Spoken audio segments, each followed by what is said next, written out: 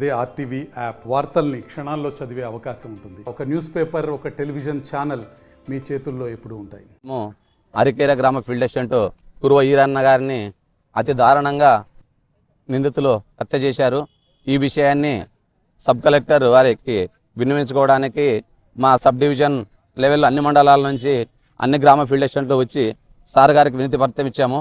ఆ నిందితులను వెంటనే శిక్షించి వాళ్ళకి శిక్ష పడేలా చేయాలని చెప్పి సబ్ కలెక్టర్ సార్ ద్వారా ప్రభుత్వానికి విన్నవించుకుంటున్నాము.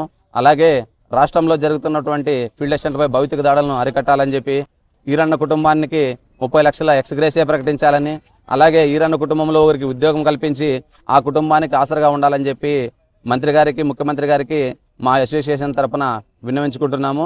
అలాగే రాష్ట్రంలో ఉండే ఫీల్డ్ అసిస్టెంట్లకు అందరికీ ఉద్యోగ భద్రత కల్పించాలని, పనుల దగ్గర మేము వీళ్ళు చేసే దాడుల వలన సక్రమంగా ప్రజలకు పని కల్పించలేకపోతున్నాము. దీన్ని దృష్టిలో ఉంచుకొని ప్రభుత్వం వారు సక్రమంగా పనులు జరిగే విధంగా అందరికీ ఉద్యోగ భద్రత కల్పించాలని చెప్పి మా సిఐటి అనుబంధ సంస్థ ద్వారా జిల్లా యూనియన్ తరఫున మేము ఈరోజు మెమోరాండం ఇవ్వడం జరిగింది. తొలగించడం అనేది ఒక పద్ధతి కాదు. సొసైటీలో ఎక్కడున్నాం మనము అలా కొత్త ఉద్యోగాలు సృష్టించండి, కానీ ఉన్న పేదవాళ్ళు తీసేయడము, వాళ్ళ పొట్టగొట్టడము, వాళ్ళ మీద అరాచకాలు చేయడం ఏమిది? అసలు ఏ రాజ్యాంగంలో ఉన్నాం?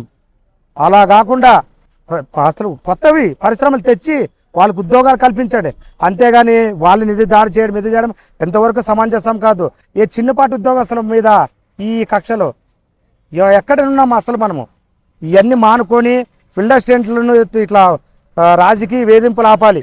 ఫస్ట్గా అధికారులు ఆపాలి. అధికారులు ఎక్కువ జులం చూపిస్తున్నారు. ఇవన్నీ ఆపేసి ఈ ఉద్యోగ భద్రత కల్పించి అందరికీ తగిన న్యాయం చేయాలని మా ఆవేదన. తొలగించడం ఆపాలి. ఫస్ట్ తొలగించిన వారిని కూడా విధుల్లోకి తీసుకొని మాకు ఒక ఉద్యోగ భద్రత అనేది కల్పించాలి. మరిన్ని వీడియోస్ కోసం ఛానల్ ని సబ్స్క్రైబ్ చేయండి. లేటెస్ట్ అప్డేట్స్ కోసం వాట్సాప్ ఛానల్ ని ఫాలో చేయండి. అండ్ లింక్ డిస్క్రిప్షన్ లో ఉంది.